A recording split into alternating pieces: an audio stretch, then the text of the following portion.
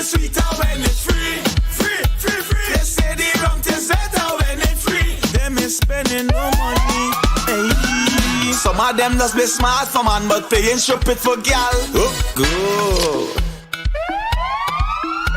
You're listening to Saucy and Friends in the morning with Miss Hot Sauce, Miss Tony, and Rockstone Triz.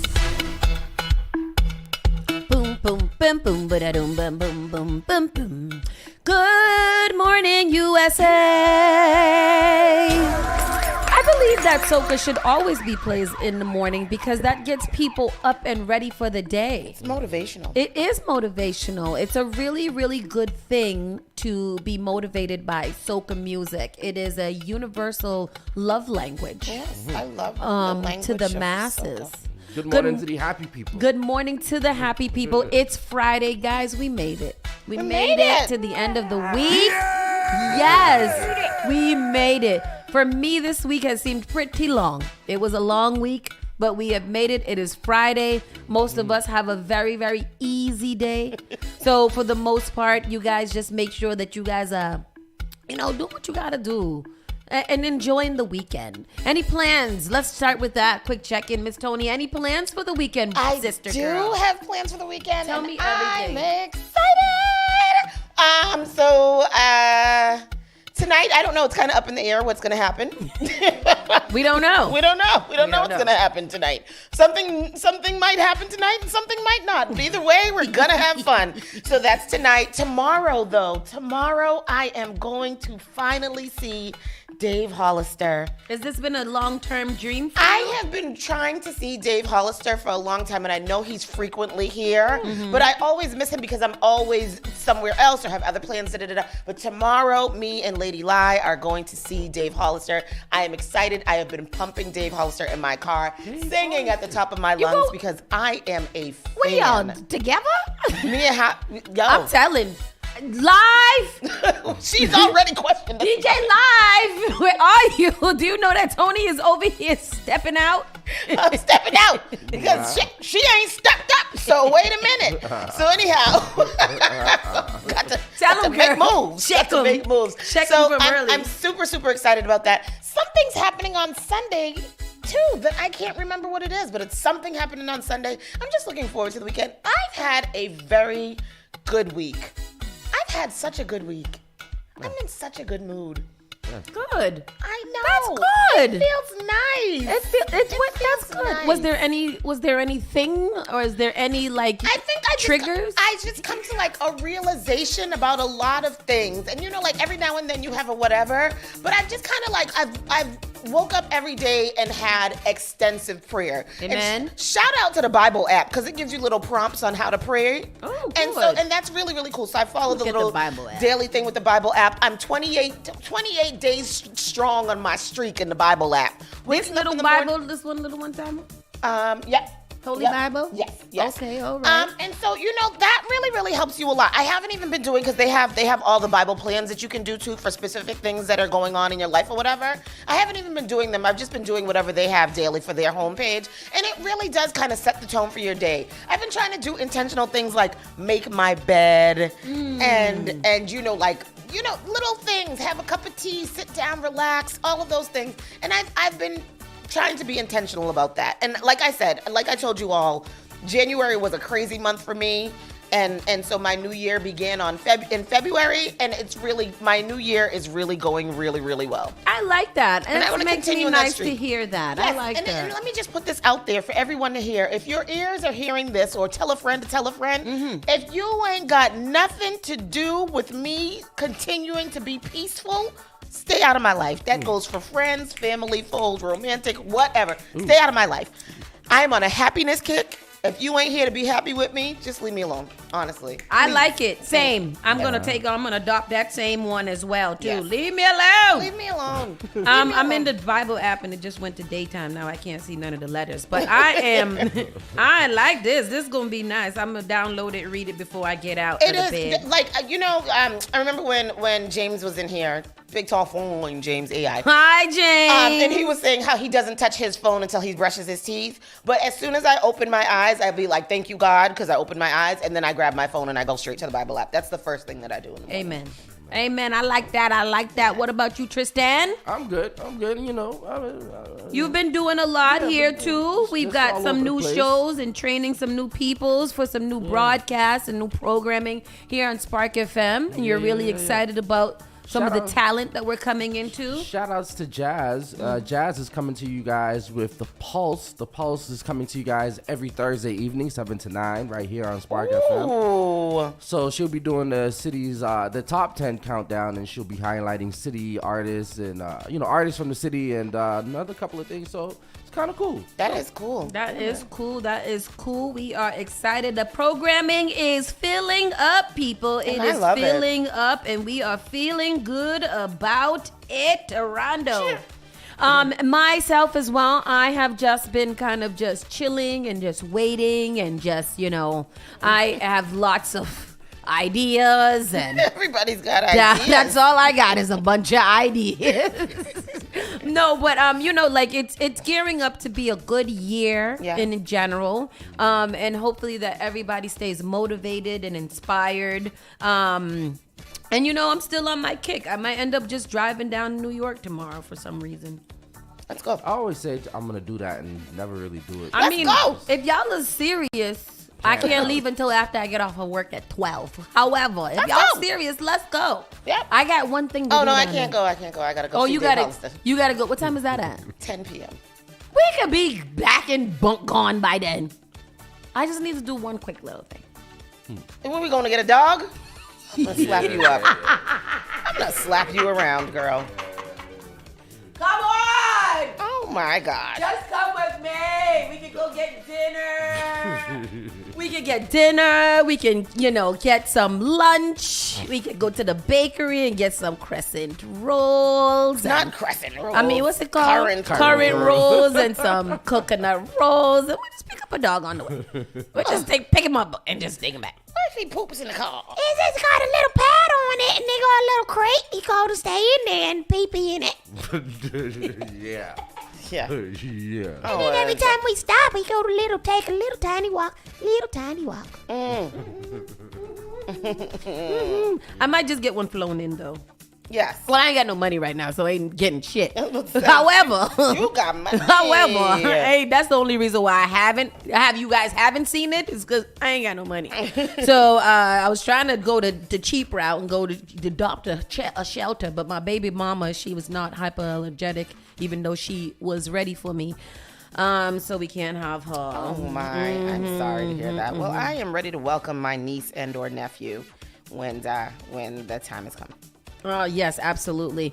With that said, people, let's get into the show. We've got a lot to talk about. We didn't get into most of our news yesterday because we had a Black History workshop. Black History. Yes. So we are now going to get into all of the fun, cool stuff. And then we do have our late breakfast question of the day today because it is Friday and somebody needs our advice. So keep it locked right here, Spark FM. Let's start it. You're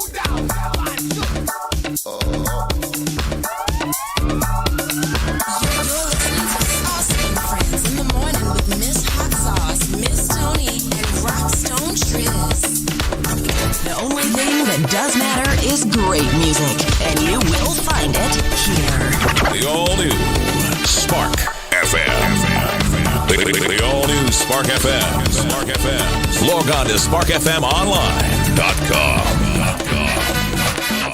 Call Spark FM at 617-272-3387. So today is February 9th. Today is the 9th. The 9th of February. It is approximately 9:19 a.m. in the morning, and it is Friday.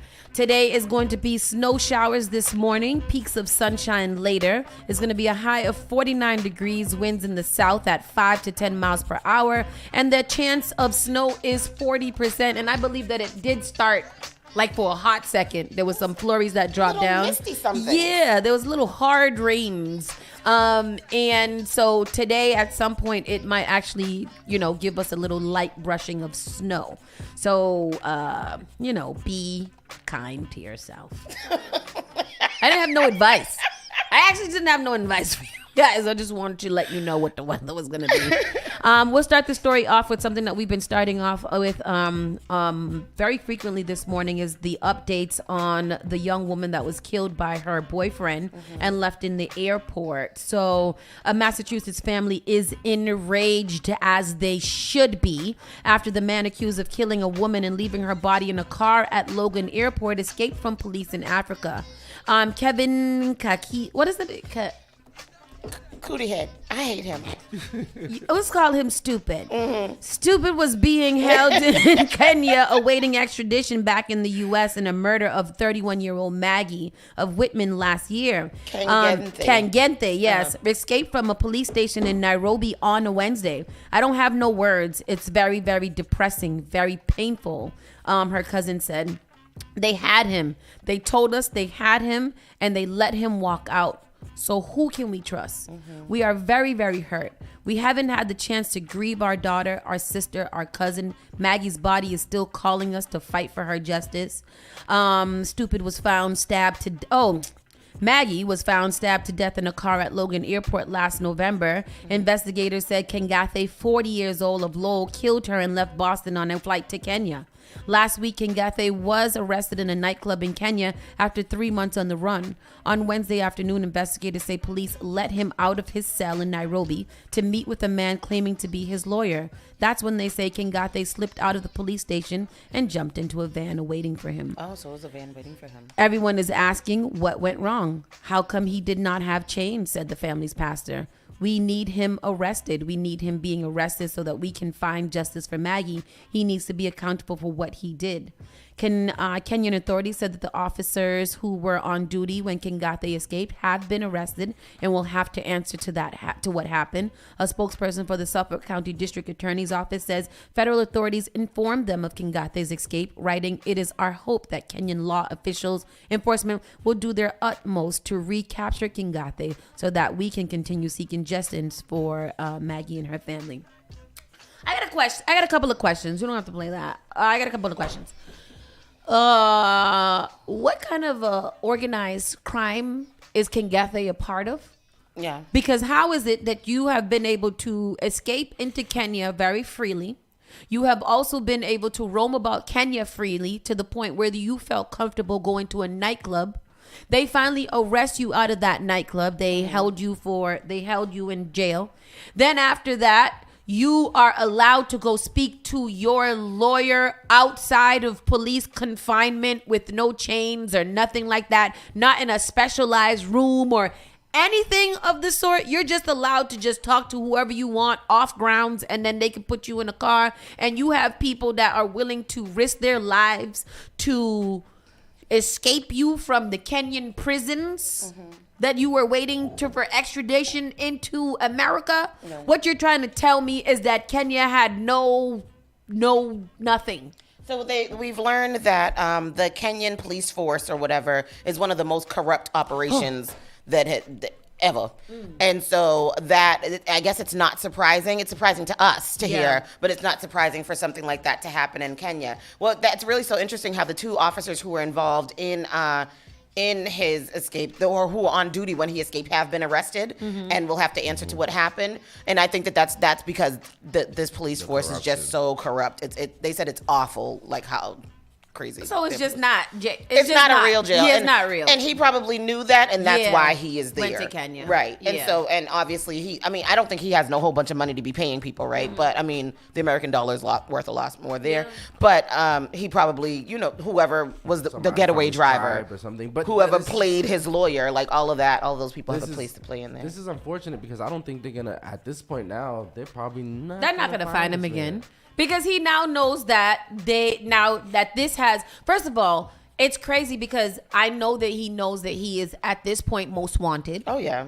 And I know that he went down there because he probably has, whatever. So he's seeing, I feel like he's watching all of this, and I don't think that he will come outside at all. He's not. They're not going to find him. Especially if they're saying how corrupt it is, they're not going to find him. Right. And that's awful for that family to get. I just feel for them. Yeah, I feel for them. It's off because it's unrest. You know what I Yeah. mean? Like there's no peace. You're steadily wondering, and you have to be a little bit scared too because if he can just move about the world like that, what else can he do? Where else can he be? Show up at? It's awful. One of y'all favorite airlines, JetBlue. A JetBlue plane clipped another JetBlue plane early Thursday on Boston's Logan Airport. These are the questions I had. My thing is, y'all don't see it? That's yeah. It is a plane. It's a big. Was it reversing? What happened? Yeah. But don't you got a reverse camera? One of y'all didn't see. The other one did. That's what I'm saying. It got to have one. It got to have one. Look, that's a big clip. Wow. They clipped the hell out of each other. Go to this report because I need to read and watch. I need to see. It was hard to know that it was the other plane next to us. And then, like, as I continued to look out, I was like, oh, yeah, there's a piece of that plane. Literally, the back wing was missing. Look at that. Ryan Bates of North Andover in a window seat captures the photo of the damage. The early morning JetBlue incident during de-icing, startling for passengers. I noticed there was another plane parked in the area to get de-iced as well. And I'm like, boy, we're really close to that plane, but I figured they know what they're doing. And Exactly. sure enough, bump. Flight 777 Boston to Las Vegas with soon-to-be Super Bowl revelers had its left winglet clipped after hitting Flight 551, an Orlando-bound flight. It had tail damage. As the turn was happening, it was too close. The two planes were too close. Wingspans are pretty, great. So yeah, it was a little bit dramatic. It was all relayed to air traffic control. Do you need assistance? Oh, I think we're going to need something, but we don't know how to damage the aircraft. JetBlue in a statement says safety is JetBlue's priority, and we will work to determine how and why this incident occurred. But you just hear the oohs and ahs, or more of like, ooh, nobody really scared necessarily, but certainly like instant frustration. It's so funny, everybody's Those two demeanor. flights, Everybody's just so over it. Like, yep, I was like, oop. Oh, but did you see my girl Rondella's new hero? She do. Hi, Rondella. Hey. My girl. It just be surprising to me how these things happen. Wow, I Didn't feel this like- happen 2 times last year since Yeah, when I we feel did like- Logan turn into I-90? Exact. Schneider, say that. Say that. Because Why is this always happening now? Yeah. I just don't. And if they don't have backup cameras, like my sister so eloquently asked, why don't they? Right. They clearly need them. It makes you think though, like the older we get, I feel like the less competent our pilots are. Yeah. Are the pilots going to do as The much pilots rigorous and the control center. Like, you didn't Yeah. tell one to not leave before the other one cleared? Because I remember waiting long times for a plane to clear Yep. so that the other one could come in. Now it's just like, everybody, whoever get there first. Right. Hurry up. Hurry up. I mean, yeah, that's crazy. And where's the air traffic control? Has that been taken over by AI? What happened? There's no people up in the tower no more It's that would probably look down AI. and see? I don't probably AI. understand. It's all weird, but I don't like that, and I'm uncomfortable with that. Speaking of weird things that are happening, but let's get into the story because I need to know what happened prior to this. A Boston city councilor is demanding action to protect city workers following a brutal attack on a parking enforcement employee while they were on the job. It falls on us, city councilor Erin. I know it was Erin Murphy. Said being attacked at work is never. I knew it. Being attacked at work is never something we should accept. Now Murphy wants to hold a hearing to address safety issues. The most recent incident occurred last Friday when police say a Boston Transportation Department worker was attacked while writing a ticket for an illegally parked car on Hartwell Street in Dorchester. A police report says that she is sexy today for work. Who's that, Jadian? Yeah, That's my so. girl. Okay, Boots. Jadian. She's looking nice. You could go ahead and play it. Okay. The attack in Boston, a transportation department employee was beaten while on the job, and now one counselor says she's working to make sure they're safe. The 19th Sabrina Silva live for us outside of Boston Police Headquarters with more tonight. Sabrina. Yeah, good evening, Jadian. Well, city officials say that the employee may have to replace an eye. And this is not the first time that city workers have been attacked in the streets of Boston. But City Councilor Erin Murphy hopes it's the last. It falls on us. A Boston city councilor demanding action to protect city workers following a gruesome attack on a parking enforcement employee while on the job. Being attacked at work is never something that we should accept. Councilor Erin Murphy wants to hold a hearing to address safety issues. We really have to sit down and address the amount of people who are feeling that they're not safe on the job. The most recent incident happening last Friday when police say a Boston Transportation Department worker was brutally attacked while writing a ticket for an illegally parked car on Hartwell Street in Dorchester. The police report states the attacker took the victim's department-issued radio microphone off his shoulder and began hitting him with it. The report going on to say the man was kicking and punching him on the ground and kept stomping on him, which caused him to become dizzy. Police say the man even threatened to shoot the city worker before leaving the scene. Someone showed me a picture of how badly the trauma to his face, he was beaten. The victim suffered severe injuries to his face, his left eye swollen shut, swollen and cut lips, cuts to his left hand, and possible head injury. Boston police say the suspect lived near the scene and was arrested. Councilor Murphy now hoping something can be done to put an end to the violence. It's been getting increasingly more unsafe, so something has to change before another attack on one of our city workers happens. Where was this? Hartwell Street. Where's Hartwell Street? I don't know. Dorchester. Oh, in Dorchester. Yeah. Oh. The thing is, I'm not saying that anybody ever deserves that, because that sounds awful. That sounds absolutely awful. Who's full of S? Dee Dee. Now they are full of So yes. So this has happened many times before with meter people. What are they called now? Parking assistants? Parking attendants. Parking attendants. I believe that this happens often. I have sometimes had visceral feelings toward parking attendants. However, I have never said, it might be a great idea for me to whoop their behind. That sounds like some crazy things. He said this is the second time that person has gotten beat down. They're called parking enforcement officers. Oh, wow. So, in those cases, it leads me to believe that, I don't know. I'm not going to say nothing. Whatever. That's the second time that one particular person or that one particular person has been attacked. That's the second time he got beat down, she said.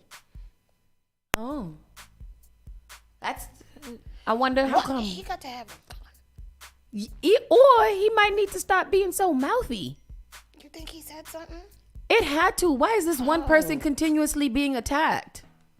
I mean, it's only been 2 times, but like, why are you being attacked? Like, I understand people getting mad at parking enforcement officers for enforcing their jobs. However, sometimes, like, sometimes you run in the store real quick and you come out, you see them writing, please don't write me no ticket, And then maybe they said something like, you shouldn't have been parking your bitch ass car there. And then, and then depending on what kind of day I had, that could have been a trigger. Again, I'm not saying anybody deserves to ever be beat down like that, but I understand how if you get involved with the wrong person, they might flip out. It's not okay. It's definitely not okay. Yeah. But I be seeing how things be happening. The city.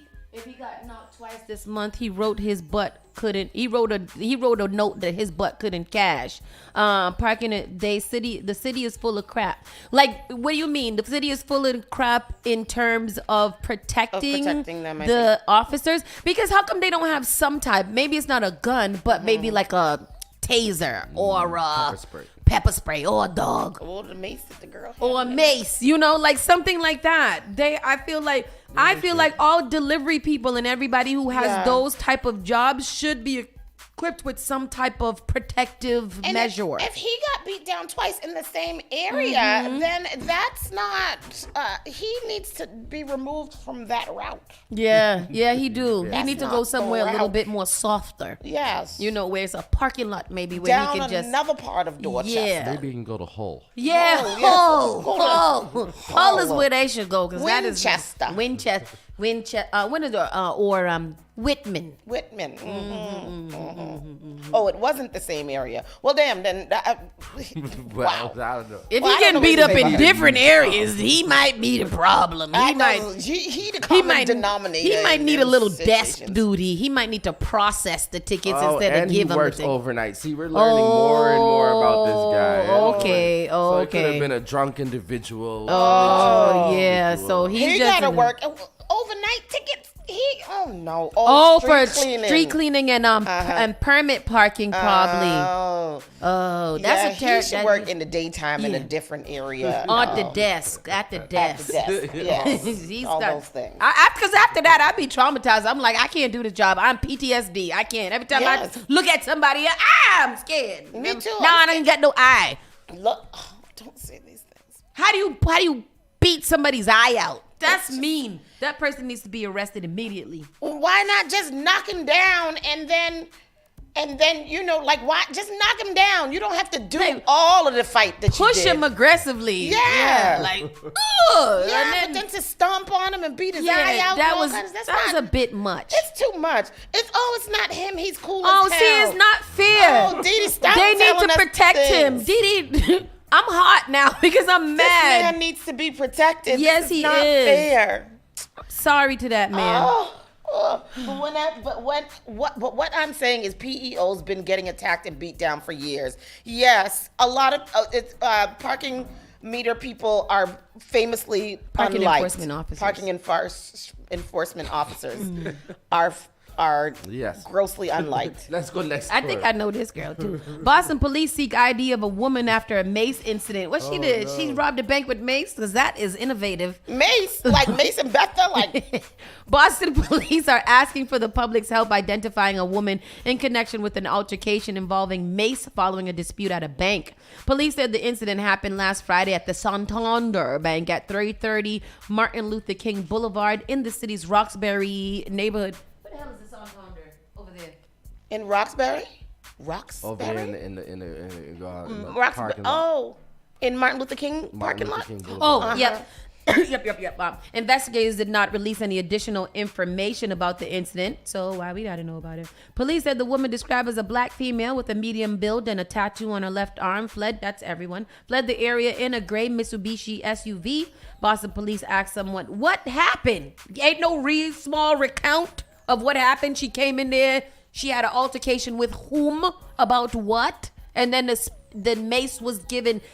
People that write stories like this make me angry. Because what's the point? Well, I don't have no information. I can't. Is she armed and dangerous? Should we watch out for her? What to do? No, she ain't armed and dangerous. She got on her little Poppy Lush bodysuit with some sneakers and a team Not the sweater. Poppy She's Lush. she's not that dangerous. She just happened to have some mace. In other Bostonians behaving badly, suspects who allegedly broke into a Dorchester. Can y'all guess what they broke into? Burger King. Have it your way. They wanted it their way, definitely. Authorities are asking for the public's help identifying a group of suspects accused of breaking into a fast food restaurant last month. Boston police say 3 suspects burglarized the Burger King on Washington Street about 12:10 a.m. on January 28th, and it closed. What time they close? I thought they used to be open really late. Used to be open after. We used to go there after the club. Yep. And wait there for 45 minutes to get a friggin' burger. One suspect is described as wearing a black bubble coat, black hoodie, black sweatpants, and black Crocs. You know, Crocs These are the people do them make an children. outfit. Yeah. Do make a good robbery outfit. It's very grippy on the bottom. Another suspect was wearing a navy blue coat, black pants, and white sneakers. We don't know them either. The third suspect is described as wearing a black coat with fur on the hood, gray pants with cuts by the knees, and white Jordan sneakers. Anyone with information about the incident or the suspects is asked to call District Come get D7. y'all children. Yeah. And let's talk about a bigger issue in this community is food insecurity. That is why these children. Why these children dressed in Crocs and slippers had to go and break into the Burger King to get a meal. You want to know what is all? You guys want to know what is my most weirdest thing about this? You wear these like black hoodies and even a mask sometimes, but their face is never covered. Their faces are all, look at these two Their boys faces right out. here. Mhm. Their faces are out. There was one other boy that looked like he had on a COVID mask, something like that. But it was down past his chin. You don't want to not get caught for breaking into Burger King? Where was I yesterday? I bet you they learned about this stuff on TikTok too. Yeah. What was they breaking in through on TikTok? Oh, the cars. They're breaking into everything on TikTok and recording it and putting it out there. That's nice. So also too, yesterday I was in some store and two young men came in dressed in all black and they had their faces covered. Did you leave immediately? I was out that door so fast. It's not even funny. I don't even think I got what it was that I was in there for, and I was out that door because I don't know parts of this. I don't know what's happening in here at all. And these young boys like to wear those. What do they call? What do they call the thing? Oh, poo shiesties. Yeah. Oh, it's those poo shiesties. Yeah. Oh, I don't like that. Me so, either. Anytime I see that, I'm not gonna be confined in no space with that. No, I'm too old for these things. No, Schneider, it wasn't a bus. They actually robbed it through the window. The drive-through window. They have the picture from the bus. Oh, they do have a picture of the bus? Oh, so they did take the bus there. They took the bus there. You took the bus to do a robbery at the Burger King in the hood? It's weird. It's quite weird. Yes. I mean, the bus is free. It's 23. Man, like you said, food insecurity. Them boys was hungry after a long day of working hard in school. And and it's tough out there. You can't have it your way everywhere. Yeah, sometimes you got to take it your way. Take what I want instead of having it. And then, how much did the Burger King have? Right. Like what you guys get. That Burger King gets business though. That Burger King stay busy. But I'm thinking that in this age of 2024, most people are using Apple Pay or some type of thing. You can't have that much cash in there. Oh, that's true. They should have robbed the bank like the lady with the mace. I know. That's what they should have done to get into altercation. They should have went a little bit further. They could have robbed Stop and Shop. At least they would have had groceries for the week instead of just one meal. Mm-hmm. But people just don't think long term. No. It's about freedom of speech. Middleborough boy in Boston court to halt school's ban on genders shirt. An 8th grader who is suing Middleborough Public Schools for telling him he couldn't wear a t-shirt that read "There are only two genders" appeared in the Boston courtroom on Thursday. What? Liam Morrison wore the t-shirt saying "There are only two genders." Yeah. To Nicholas Middle School in March 2023, and the principal of the school, along with a school counselor, pulled Liam out of class and ordered him to remove his shirt, according to the boy and his attorneys. I was told to change shirts or I would not be able to return to class. I politely declined. As a result, I left school and missed the rest of my class. Yeah. No, thank you. Super, but that's right. This isn't just about the shirt. It's about free speech. All students have a constitutional right to express their free speech without fear of being punished by school officials, Liam said. Authorities argued in the court appeals. Lawyers for Morrison want to injunction so he can wear the shirt immediately, but attorneys for the public school district say it doesn't support their educational mission of inclusivity. The problem is the school district itself waded into a controversial cultural issue, which they certainly are welcome to do. Mm-hmm. But then it took sides in the debate, and that's certainly way across the constitutional line, as said Morrison's counsel.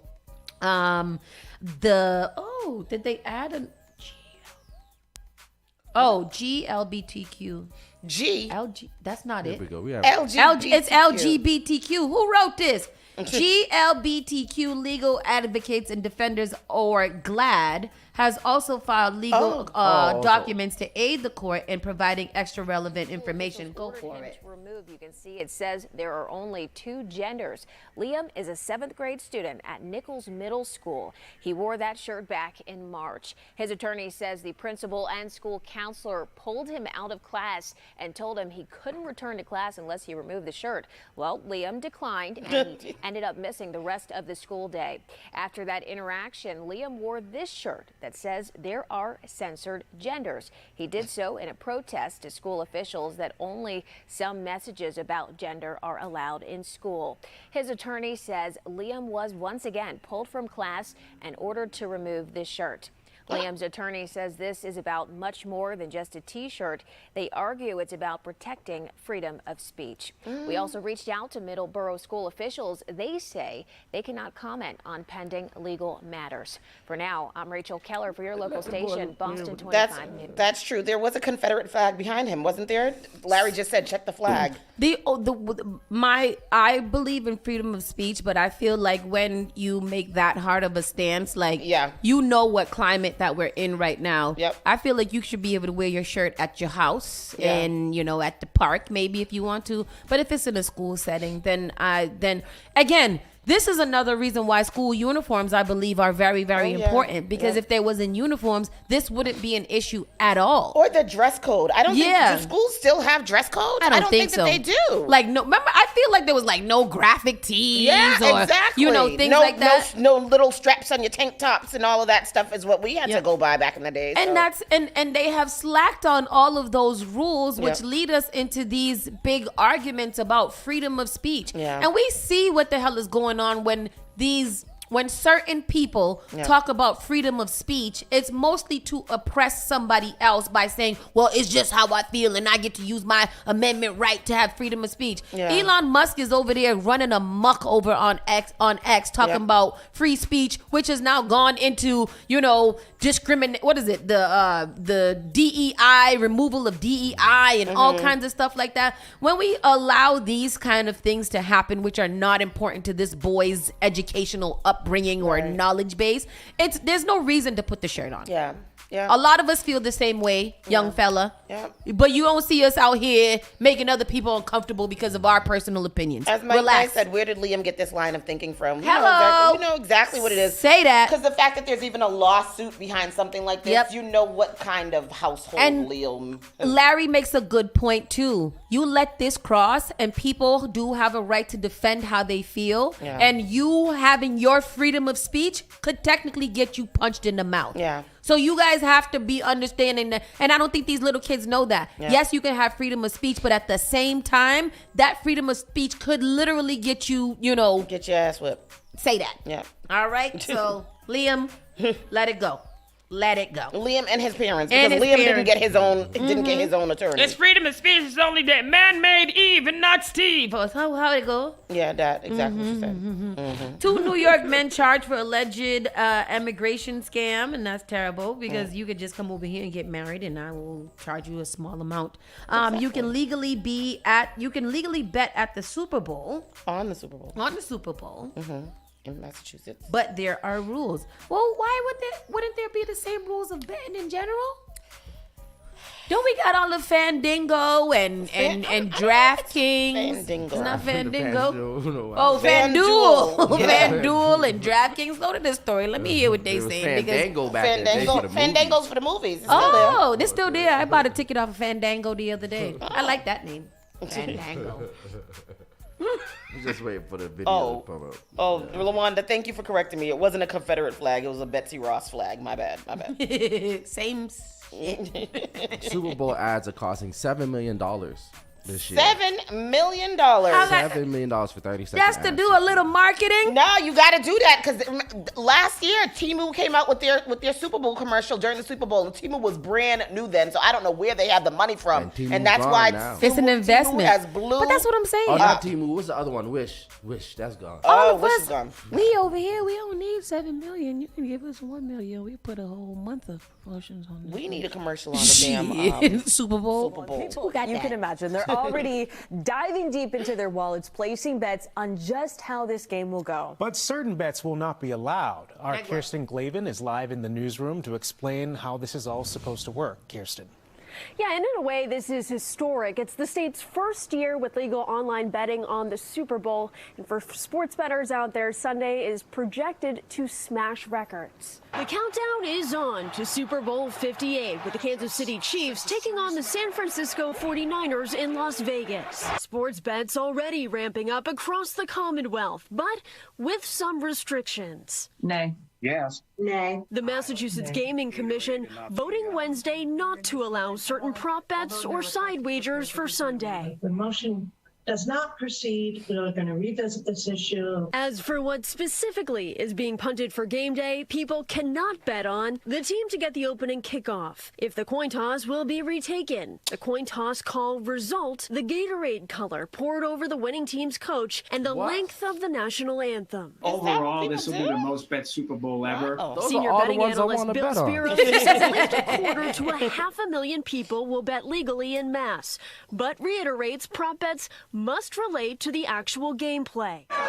So for Swiftie fans, that may be bad news. So you can bet along the Taylor Swift theme, but you can't bet on stuff like her clothes or her shoes or whether or not she's going to cry. Instead, Spiro says people are getting creative to keep the fun legal. There was one, I think one called Karma, which was Travis Kelce doesn't catch the ball and the 49ers win. And as for which bet is most popular heading into Super Bowl Sunday, the Kelce anytime touchdown bet is probably the most popular one overall from what I've seen. Most of the money's going to be bet between now and kickoff. Now, another big question, who will win? Spiro says the so-called professional gamblers and bigger money bets are going to San Francisco. There have already been several seven-figure bets on the 49ers, but the fan favorite, the Chiefs. Live in the newsroom, I'm Kirsten Glavin, NBC 10 Boston.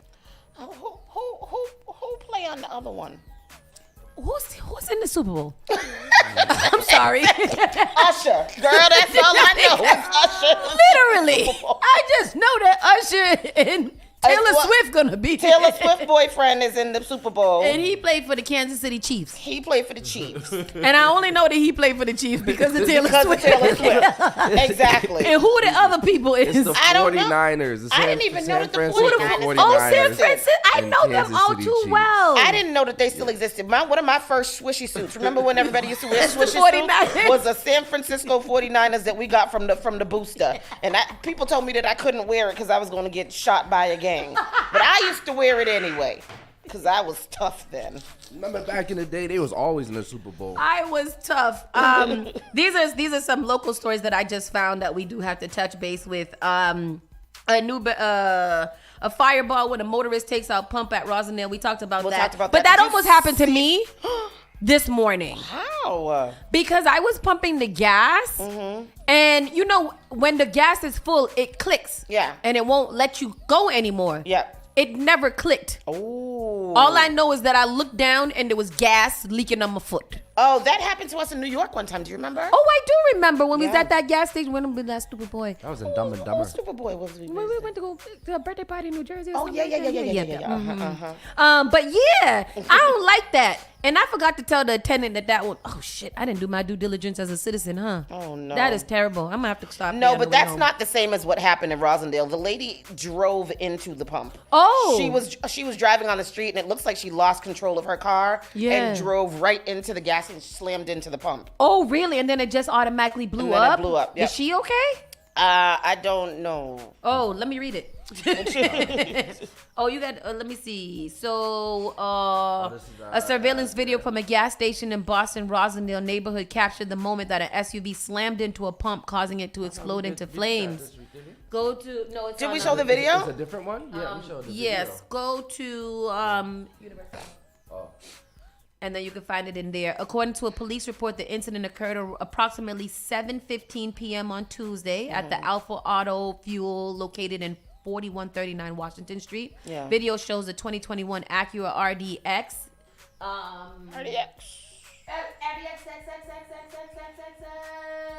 That's how every time I hear that RDX, I feel like. Video shows the 2021 Acura RDX driving at an angle across the property and hitting the pump. Oh, damn! You see it? You see that? This a different one? This a different video? No, it's this one. I think it's showing this in the oh damn. I'm sorry guys. It's very not excitable to me. Officers said the driver of the vehicle was originally too distraught to be questioned, but her daughter, who arrived after the incident, told them her mother believed the SUV was in park and that she was trying to put air in a tire. Oh, it looks like she wasn't actually. Oh, what's that? I mean, that must be the aftermath. Here it is. So we're going to go to the story. I'm excited. Look. Here it comes. Left of pumps 1 and 2, just twisted metal, some mangled electronics, all of it charred by this gas-fueled explosion. I love him. It's just after 7 o'clock in the evening. A white Acura SUV pulls into Alpha Auto Fuel. It backs into a parked pickup, its hazards start flashing, and then it lurches forward. One of the station's owners is inside. All of a sudden I look up, I hear boom. Huge flames. The SUV races across the lot, smashes through pumps 1 and 2. Jesus! It continues forward and hits 2 more parked cars on the opposite side. Owner Arthur Mantis runs outside, grabs a fire extinguisher, and tries to put out the flames. I feel like I was stupid. I should have maybe ran away. I don't know. That would have been the safe thing to do. But, That would have been me. I thought if I could put it out quickly, I could avoid an explosion. Mantis circles around the fire, empties one extinguisher, and goes to grab another. Just then, the station's fire suppression system kicks in, spraying retardant powder everywhere, including on Mantis. It knocked me to my knees and I had to cross the street. I couldn't even breathe. It was hyperventilating. Meanwhile, the SUV driver, who Mantis says appears to be in her 20s or 30s, gets out, apparently not severely hurt. She grabs her phone, appears to call someone, then runs down the sidewalk. Her daughter later tells police her mother had been trying to put air in her tires and accidentally put the SUV in drive instead of park. I'd like her to take a drug test, to be honest. You know what I mean? But honestly, I mean, she could have killed somebody. The way she got out of that. No word yet if that driver is going to face any charges. Now, fortunately, pumps like this What's are interesting equipped with about that automatic video, though, shut-off if you when the car hit the gas tank, there's a white van that's parked over there, and the white van peeled the hell out and was out.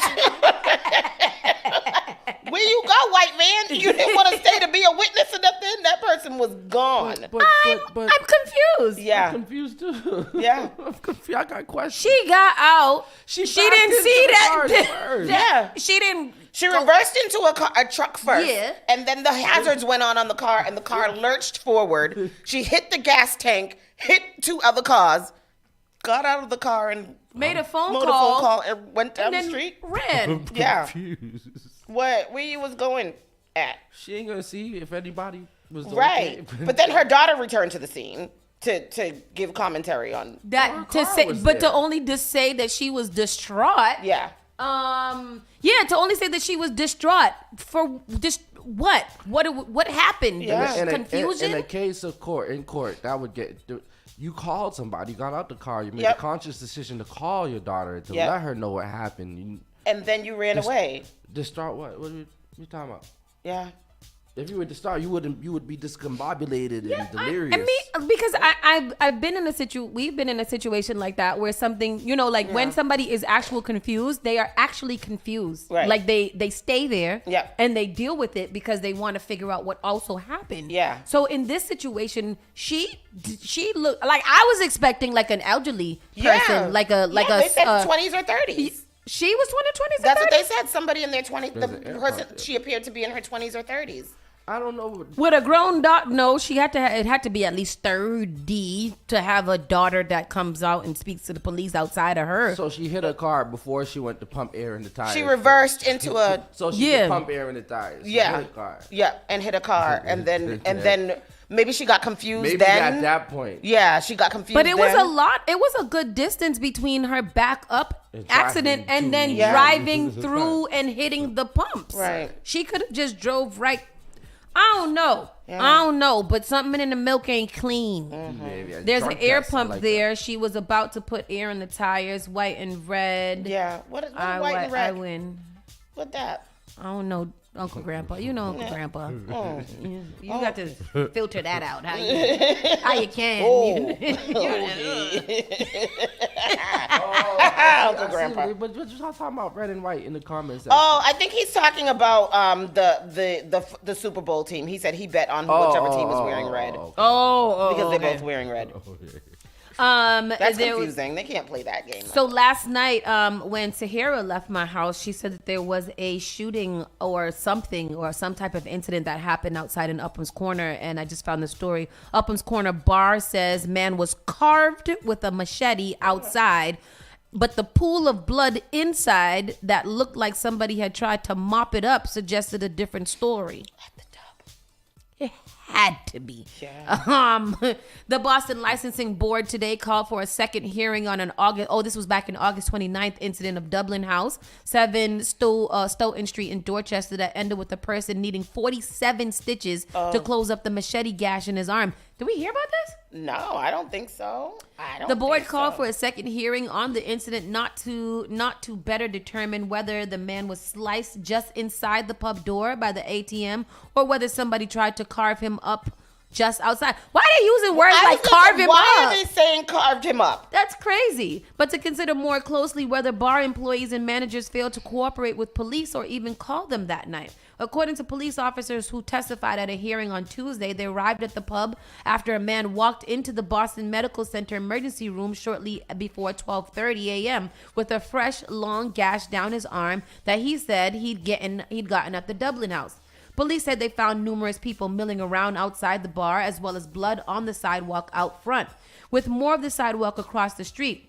When they went inside, club employees said that a couple of guys had gotten into an argument and that they had kicked both out, holding one inside for a bit to ensure the other had left. There was a physical confrontation, let alone a dramatic arm slashing inside, they told police. But then an officer noticed blood inside the bar by the ATM near the front door. Not only did it have what it looked like a footprint in it, it appeared to be tampered as if someone had tried to clean up the blood.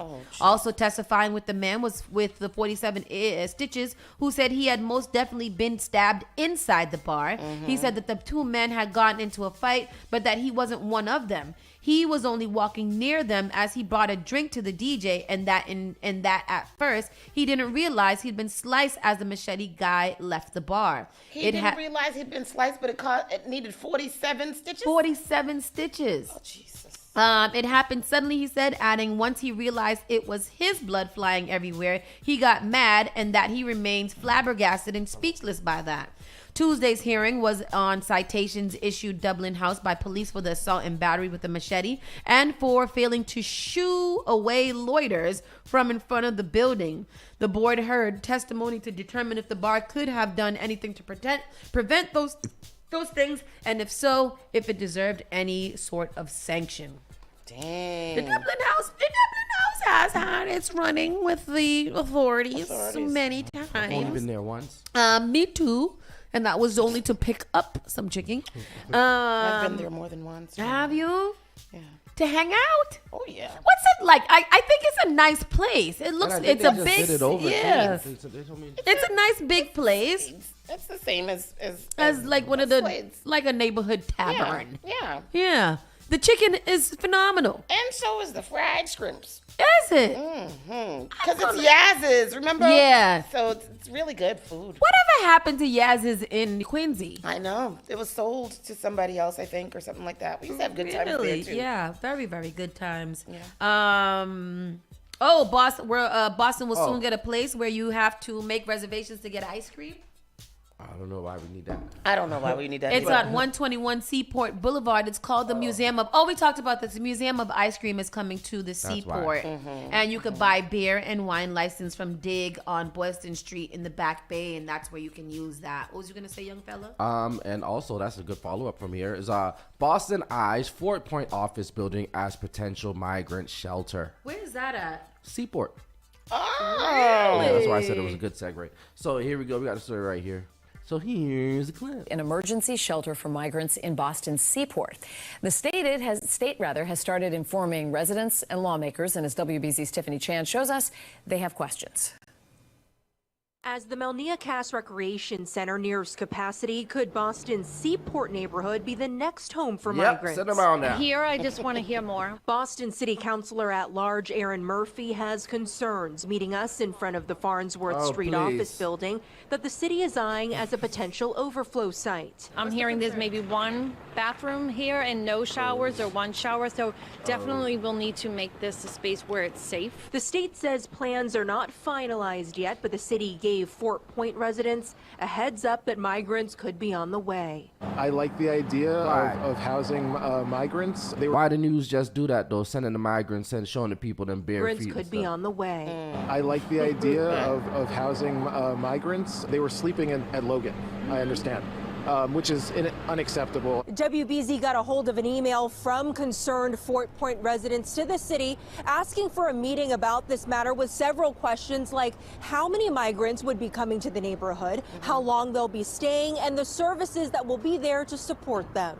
You know, I don't know what their intentions are. I'm not saying everybody's bad. There's no vetting process. There's nothing. You just come over the border and that's it. Oh, well, Councilor Kathleen. Murphy says Mayor Wu's office is narrowing in on several potential overflow sites from Boston Seaport to Dorchester. Maybe the list is 20, 30 long. They may not need to use all of them. What are some of the sites that you've heard? I heard that maybe the hotel on Marcy Boulevard, the Comfort Inn. I don't know if that's true, so a lot of these are just kind of rumors.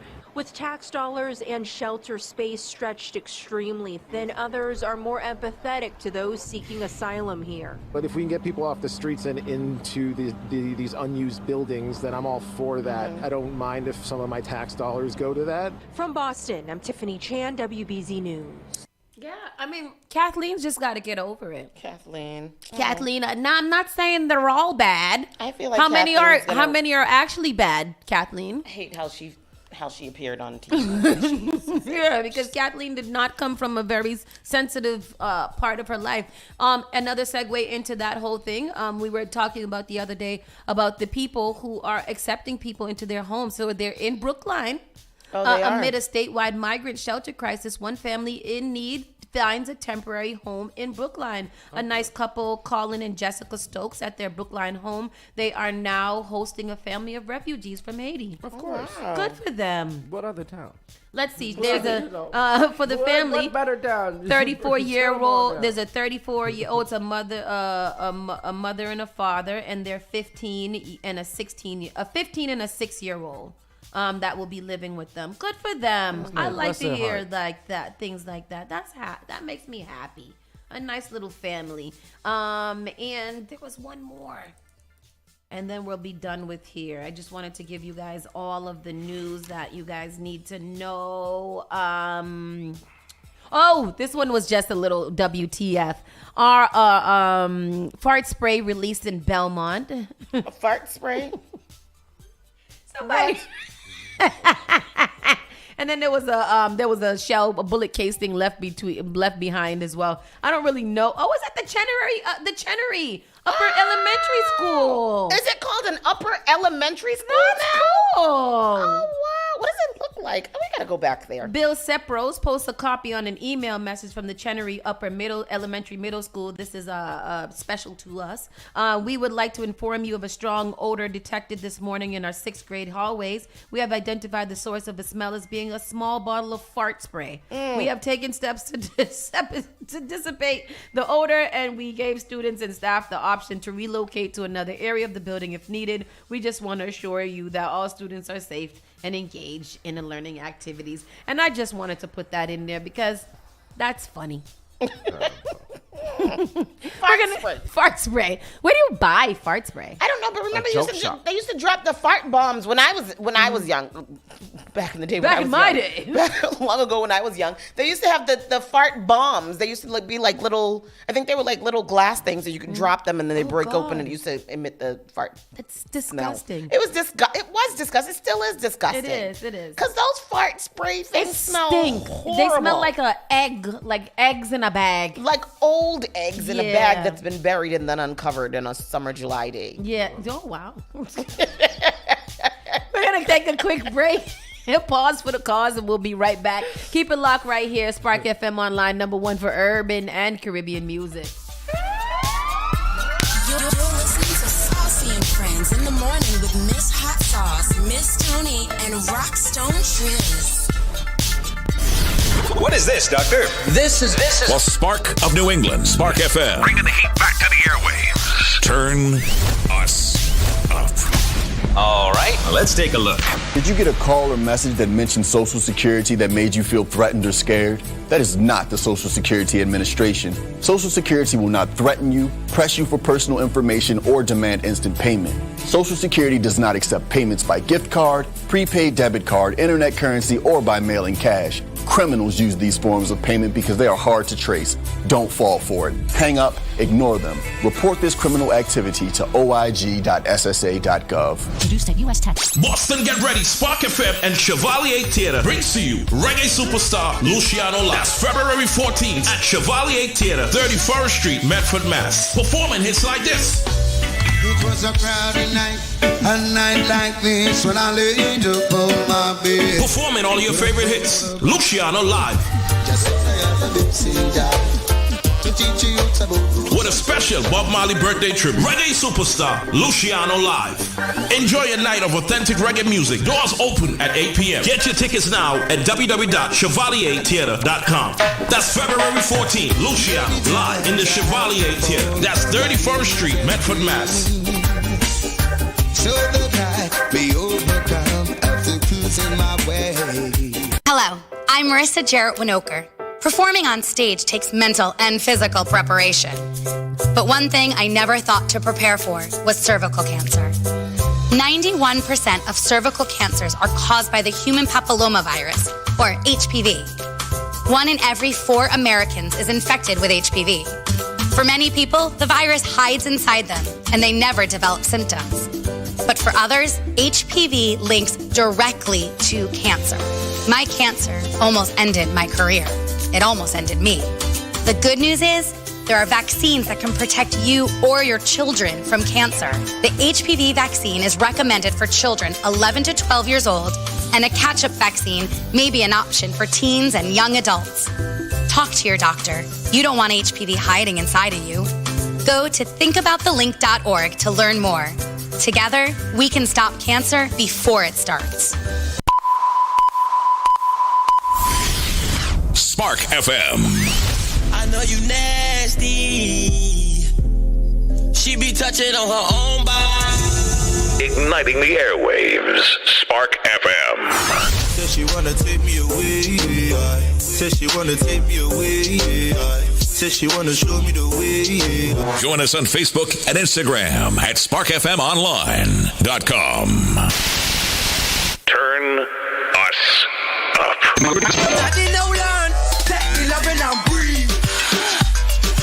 Spark FM. Party. In, out, in, out. Oh God, oh God, oh God, oh God. In, out, in, out. Oh God, oh God, oh God, oh God. In, out, yeah. Oh God, oh God, oh God, oh God. These girls tell me she feeling it. These girls tell me she needing it. These girls tell me she feeling it. Oh, you feeling? How you feeling? These girls tell me she needing it. Oh, you feeling? Oh, you feeling? I know you feel horny. When I treat you up, you see you want me. So your thing look wet like tsunami. Girl, bring it and rest it. This is Me know you want hearty anytime young brother.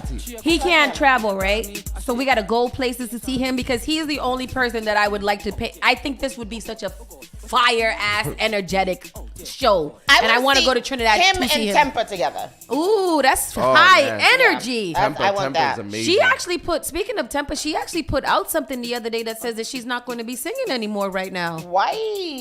Yeah, I mean Trinidad Killer did the same thing, but he Why? do that every day. But she Why said, Tempa? I saw something the other day that she said that she's not doing She anything. hasn't come out with anything this season. I wonder what Wow. happened. Oh, what happened? What happened? It's time for our national and world news, and we'll go through those quickly because I'm sorry I took up all the time for the local news. What you got here? Biden disputes special counsel report saying that his memory is just fine. Joe Biden has been displaying some incidents. President Joe Biden in a White House address disputed a special counsel's claims that he willfully retained classified material at his Delaware home. He was found guilty of that this week. Yeah, but it's not a punishable offense, but they did find him guilty of that. Biden criticized special counsel Robert Hur for saying he exhibited poor memory during an investigation of that material. Hur decided not to file criminal charges against Biden in the case. Another special counsel, Jack Smith, is prosecuting former President Donald Trump for retaining classified material at his Mar-a-Lago club in Florida. Earlier this week, too, I think Joe Biden With the memory thing? Well, he displayed poor memory during the investigation. Earlier this week, too, he talked about meeting with a French president who has been dead for many, many years. Maybe he met with his son. He said, Maybe it was a junior. I don't know. But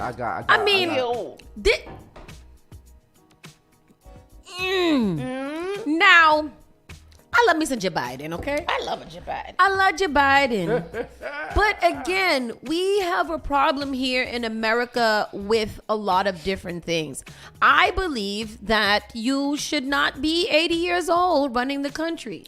That's my belief. Yeah. I'm not being ageist. I am not saying he's not doing a good job for what he is doing. But this is going to be constant low-hanging fruit for everything, every decision he makes, everything he does. So why not eliminate? You can't tell me out of the amount of people that live on this earth, or even in America, or American citizens, wherever they are, we don't have any viable candidates for presidency that we can start to utilize. Why is our option 80 between Trump, Biden, Bernie?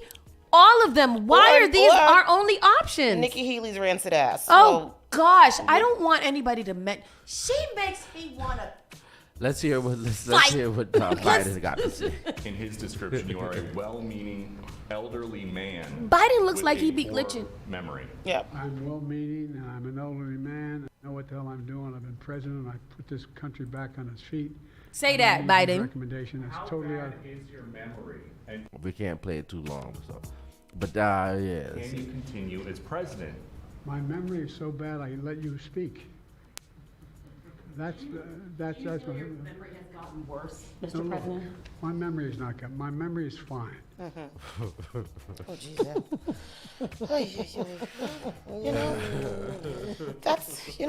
I don't know what to say. What we supposed to do? America is a dumpster fire. Okay? It's putrid dumpster fire. What's happening to America's sizzling to the nostrils and pungent. We can't win for losing here. We just here. I hate that our options are the lesser of two evils. That's what we have to choose from. I hate that that's what it is for us. How did America become this? America? Wow. America. Like, this is no longer the land of dreams and the melting pot and the freedom and all of that stuff. America is a shit show. It is exactly what that is. It is exactly that. Speaking of America being a shit show, a Florida school made parents sign permission slips to let their kids participate in Black History Month events. With that said, let's stop right there for a second. William Tucker was the first known Black person to be born in the 13 colonies. I didn't sign no permission slip for you to tell me about this. He was born near Jamestown, Virginia in 1624. His parents were indentured servants and part of the first group of Africans brought to colonial soil by Great Britain. In 1934, his parents participated in the establishment of Elizabeth City County, Virginia, which is now the city of Hampton. And that is our Black History fact for today. Again, his name was William Tucker, and he is known as the first Black person to be born in the 13 colonies in 1624. Wonderful. William Tucker. So these parents down there in Florida have to sign permission slips for their children to learn Black History Month facts, which is crazy. A Florida school reportedly asked parents to sign off on their kids attending Black History Month events. One concerned parent said she was shocked when she received the permission slip, and the opt-in activities include presentations celebrating the achievements of Black communities. I choose you. Choose me. Pick me. Somebody pick me. Yes. How come I don't have to write a permission slip for my son if I live in Florida to read about regular history or American history, as they call it? American history. I want a permission slip that outlines exactly what they're going to be teaching my child, and I want to sign off on it so I can see if there's any Black history in there, and if there's not any, then I will not sign. But this is crazy. This is crazy. Yes. So Yes. what they saying? Did everybody opt So in? Or parents at a Florida school were asked to sign off on their students' attendance at Black History Month events. The news reported that parents at iPrep Academy in Miami received permission slips asking them whether they wanted their kids to participate in February's Black History Month activities. The offerings include school-wide and classroom-based presentations showcasing the achievements and recognizing the rich and diverse traditions, histories, and innumerable contributions of the Black communities. One parent told the local news she was shocked by the form, which would allow parents to remove their children from classes, highlighting Black accomplishments. I'm concerned as a citizen, she says, as she initially thought she misunderstood the form. A member of the Miami-Dade School Board told the news that the policy aligned with recent state board rule and extension of the Parents' Bill of Rights. We want to, go ahead. Finish your saying. Okay. We want to follow the law, Gallon told the local news station. He added something feels very off here, and that the fact that the school needs to cover themselves against the state feels even worse. Now in Miami with our exclusive tonight, Hatzel. So this mom tells us, Calvin, this is not the first time she has to sign a permission slip. In fact, months ago, she says she remembers having to sign a permission slip for her daughter to attend a book fair. Now there's a permission slip, she says, for her daughter to also attend African American History Month activities. She says enough is enough. This has to stop. I was shocked. This mom thought she may have misunderstood the document. The permission form is asking parents if they want their kids to participate in class and school-wide presentations showcasing the achievements and recognizing the rich and diverse traditions, histories, and innumerable contributions of the Black communities. This is a policy that's an extension of a new state board rule. School board member Steve Gallon says it all has to do with getting parental consent when individuals come on campus, a policy that was just enacted last year in November, an extension of the Parental Bill of Rights. We have to follow the law. We have to implement the rules that are adopted by the State Board of Education. But we cannot throw the baby out with the bathwater. And we have to square some obligations we have to academic freedom. But Gallon is concerned about the unintended consequences this may have on children whose parents choose not to have them attend.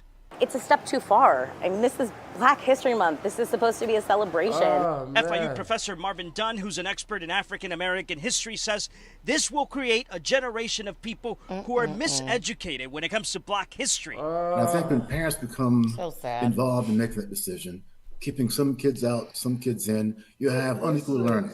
Once again, he says the governor's administration is interfering in the classroom and it's not appropriate and it's having a chilling effect. The intent of the DeSantis attack on education was to make schools more cautious, to make teachers more cautious about what they taught. And it's working. It's not about banning books necessarily. It's about banning ideas. It's so sad what we are coming to. So the district emphasizes this has nothing to do with African American History Month. In fact, they're telling us that, again, this has to do with outside presenters coming into campus. Tonight, we're also asking who opted out of this. We're still waiting on an answer. Nicole, Calvin? I don't even have nothing to say to y'all. I don't got a damn thing to say. Mike Nice has changed the name of today to the F is going on Friday. Because for real, like I gotta side. No. Why he still there? And can't he leave now? Can we get rid of him? Why did he quit before he started running for president? They should have done that. They should make that a stipulation. You got to quit before you got to quit. And with him, he gets to stay there now. Yep. And when is the next election for him? But they just reelected that guy. I don't know. They need to have a special election tomorrow because last night they needed to have a special election. Hear ye. Special election immediately. Yeah. Right now. This story here is kind of crazy. Saw this on the news yesterday. 2 Kentucky moms say they were drugged and raped by Bahamas resort staffers, and the crews never told them about the travel warning until after the assault. It's been on the news. Like it's been on the news for 2 weeks. You traveling to Bahamas and you didn't do a little. What's the weather in Bahamas so you can find the Google searches that say travel ban advisory? I feel like if you type in Bahamas, it comes up. I don't even know.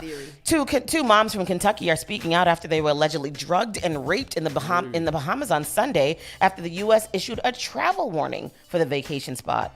It says it right here. Jamaica and Bahamas are pushing back against U.S. travel warnings. This is the first thing. Let me tell you. Let me show you. This one.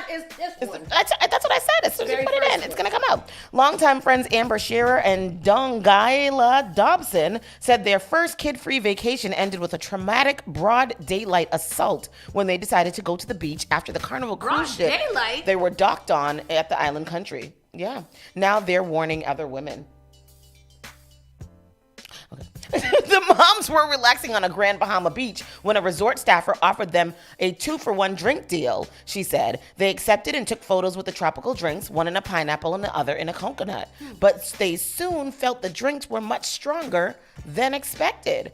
Even their loved ones back home grew concerned when the woman sent back videos where they seemed to be highly intoxicated just 15 minutes after their first sips. I have video footage of I have video footage of that. Didn't nobody drug us but ourselves? Less than a few sips into the second drink, we knew something was wrong. Something was terribly wrong. They went to look for seashells to bring back to their kids when a male resort staffer offered to show them the best spot to find shells. But the next thing, seashell. Exactly. But the next thing Shira could recall was waking up while she was being assaulted by a uniformed male resort staffer. I came to in the process of my rape, she said. Bahamian authorities and other staffers at the resort were able to immediately identify the two men accused of the noon assault through surveillance footage. One of the attackers had only been employed by the resort for about a week.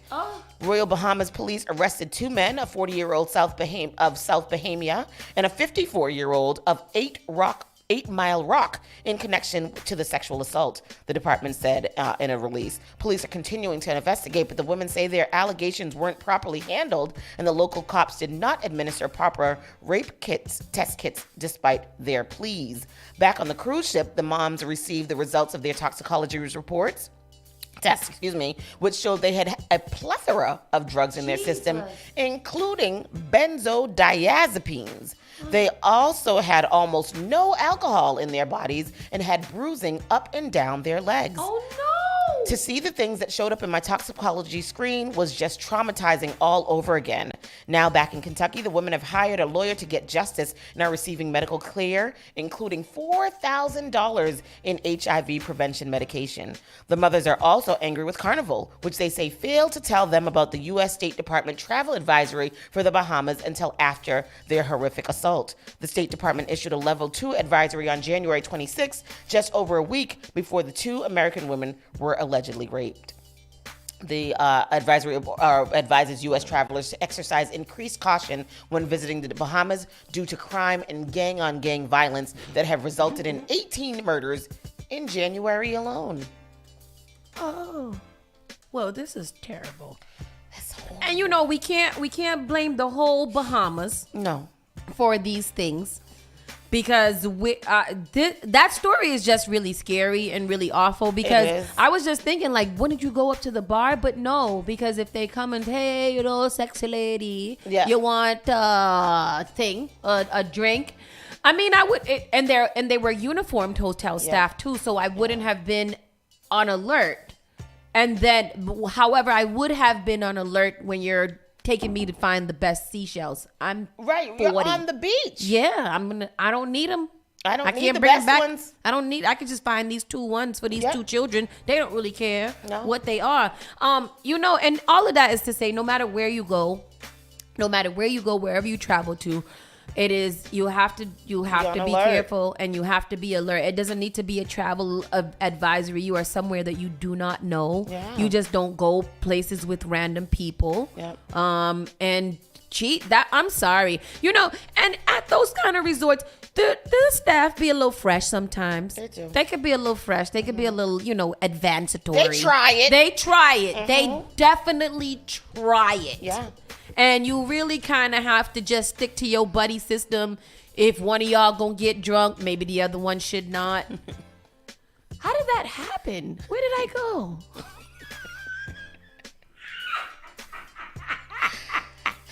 Oh, we travel well.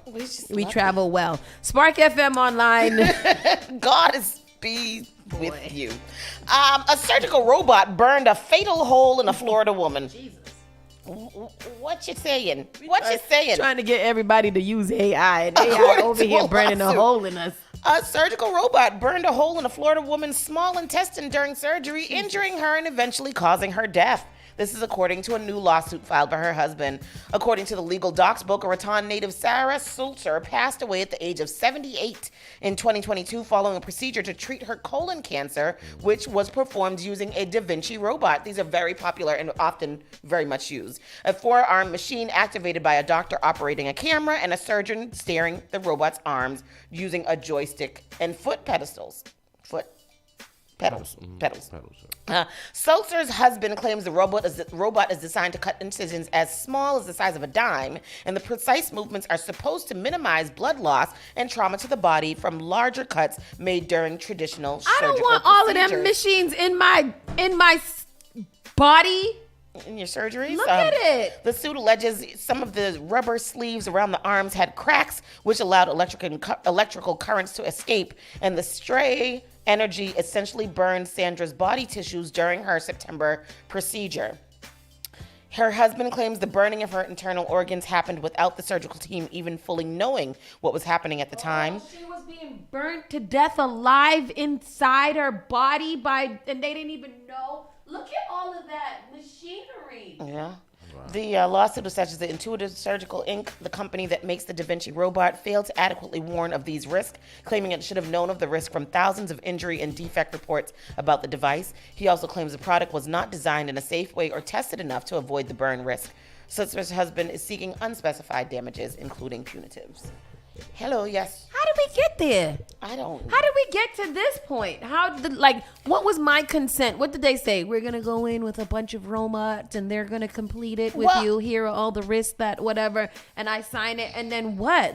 I don't want that. You do it. You do it, doctor. The Da Vinci. I think that these Da Vinci robots are they use them for a lot of procedures all the time.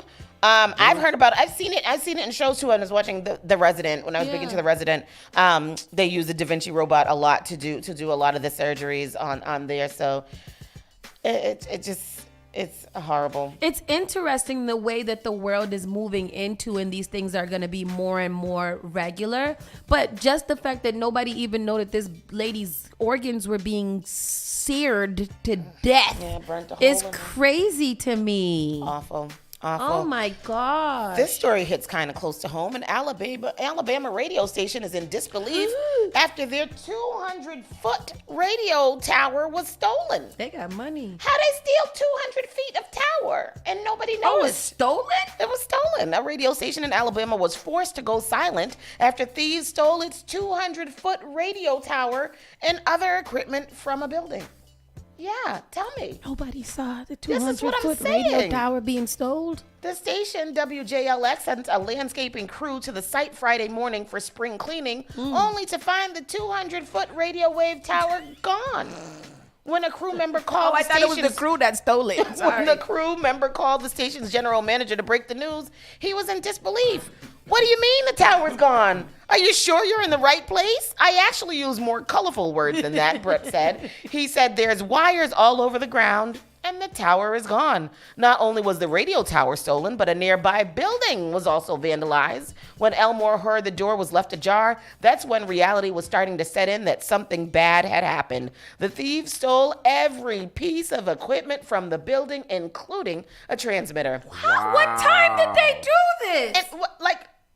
How do you steal 200 feet of something? What kind of vehicle you gotta have to do that? He's filed a report with the police. There was a meeting yesterday between the owner and our investigators concerning the matter. At this point, we are still lacking information that we have to conduct a full-fledged investigation.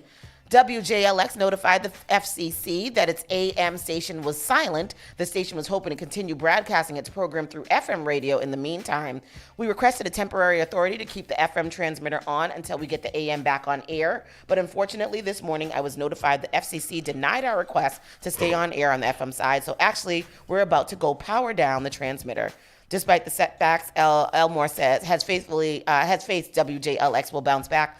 Unfortunately, the site was not insured. We're a small market station, but we're going to get back, and we're going to get back on air as soon as You we can possibly do it. Go WJLX. You do it. Somebody got to tell me how they stole it. Girl, that's the only question I want to know. What type of vehicle do you have to steal a 200-foot tower? 200 foot is a lot of feet, everybody. Did they break it down, or did they just take the whole thing? And then how long did it... Nobody saw them driving with 200 feet of tower away? And then how long does it take you to... It seems to me that it would take you a few hours to steal and break down a 200-foot tower. So, I don't know. I don't know. This Go ahead. last story. Adult diaper spa in New Hampshire. That's how you starting, huh? Okay. Is slammed by the ABDL advocate Riley Kylo. Wrong place, wrong price. So yes, it's an adult diaper spa. You can go there and wear diapers. Okay. And there's a new establishment in New Hampshire that gives adults the chance to be a literal baby. But one prominent advocate in this community says they're going about it all wrong. Yeah, the small town of Atkinson, New Hampshire, home to roughly 7,000 people, has recently welcomed a business called the Diaper Spa, which operates exactly how it sounds. It's a place where adults in this sort of need for baby-like experiences can just let it all hang out unjudged. They have a ton of services for sale at this place, including virtual play dates that go for $200 an hour and an all-day diaper B&B experience that provides baby pampering for $1,500.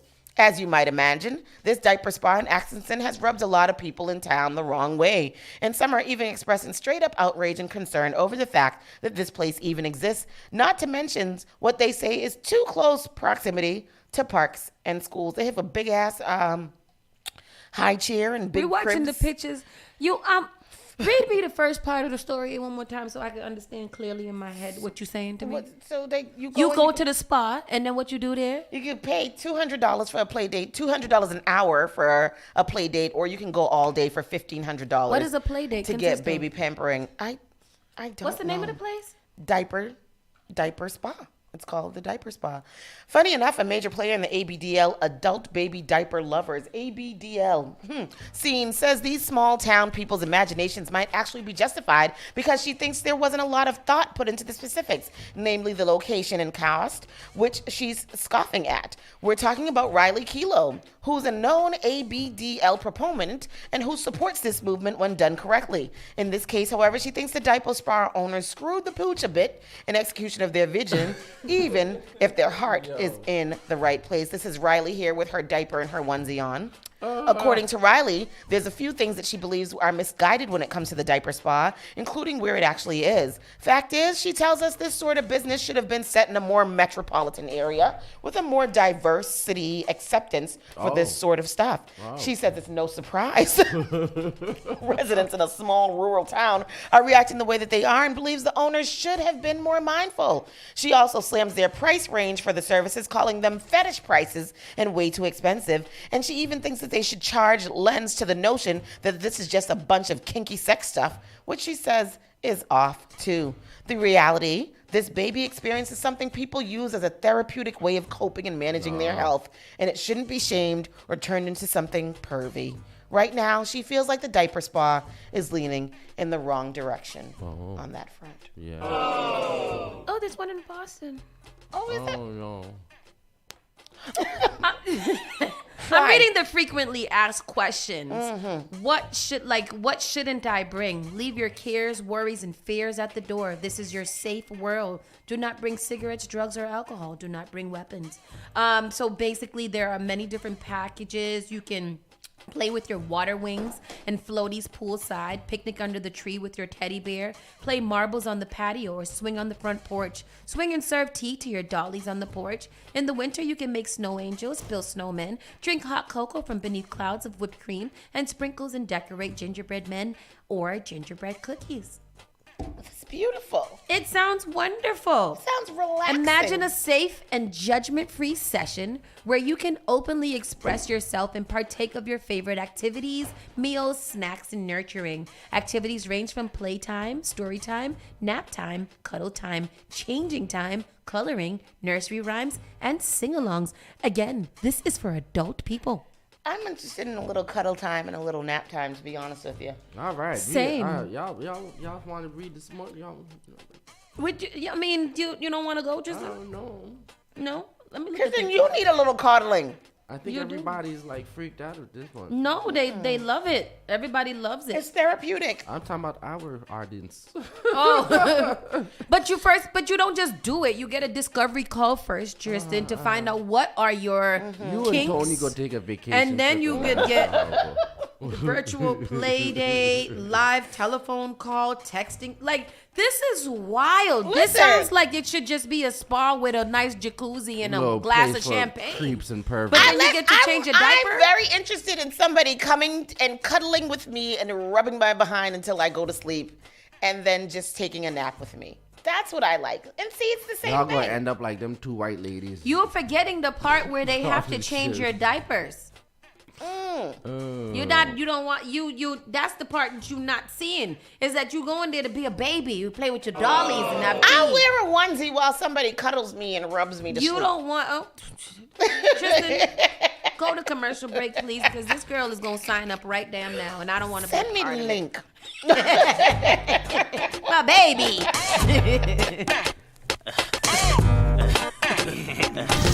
You are enjoying the miracle of radio. Radio. New England's #1 urban Caribbean music. Radio. Spark FM. JP Morgan Chase is making a global commitment to break down barriers to drive inclusive economic growth all over the world. We believe there is a pressing need to help more people move up the economic ladder. That is why we are investing in communities and people to create an economy that works for all, because no community should be left behind. Right here in Boston, we're focusing that work in Dorchester, Roxbury, and Mattapan, among other neighborhoods, on improving financial health. These efforts aim to address the key drivers of the racial wealth divide head-on. We're here to empower individuals, families, and small businesses by connecting them to the tools that build generational wealth and a long-lasting legacy. Chase is investing in Boston. Chase is investing in you. Visit us at the Mattapan branch at 1617 Blue Hill Avenue, where the team is waiting to help.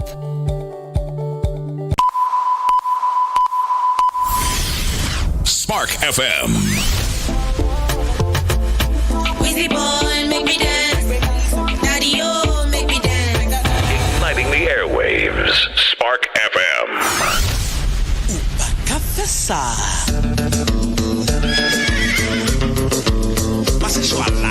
Join us on Facebook and Instagram at sparkfmonline.com. Turn us up. Tell me how you want it, yeah. Call me and I'm over it. Spark FM. Finally Home is a must-read. Yes, good morning. We are back. Spark FM Online, #1 for urban and Caribbean music. Let's get into entertainment, because we didn't touch on that entertainment yesterday. But we're gonna stop for the pause. Do we have time for a little? Oh, we only have 15 minutes. What y'all want to do? I put the entertainment from yesterday into today's thing. It's a lot. Yeah. We'll just read The the headlines. Yeah. Drake's penis has been dethroned by Bad Bunny's penis, but it's a fake. Yeah. So Drake's penis is still reigning victorious. What pink is that sentence even mean? Bad Bunny videos picture. of Bad Bunny's penis came out, but they're not real. But it said that it was bigger than Drake's. One of the biggest news to come out in the last... I see what you did there. One of the biggest news things to come out of the world the other day is another versus or another beef. We have Monique now. She has appeared on Club Shay Shay, and it was another explosive interview. In the comedian world, we also found out that Monique is now going to be on tour with Cat Williams. I will definitely be attending that comedy special.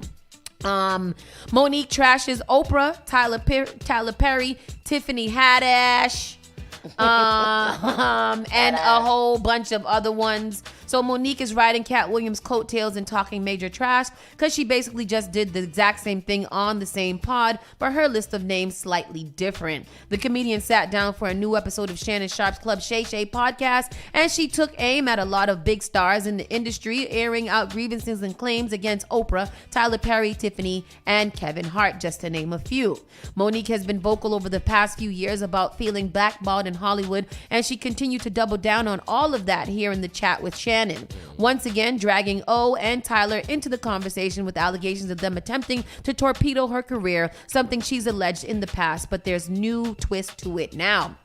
She tells Shannon that she has Tyler Perry on audio allegedly admitting something to this effect, and SS himself appeared to acknowledge that he might have heard it off camera.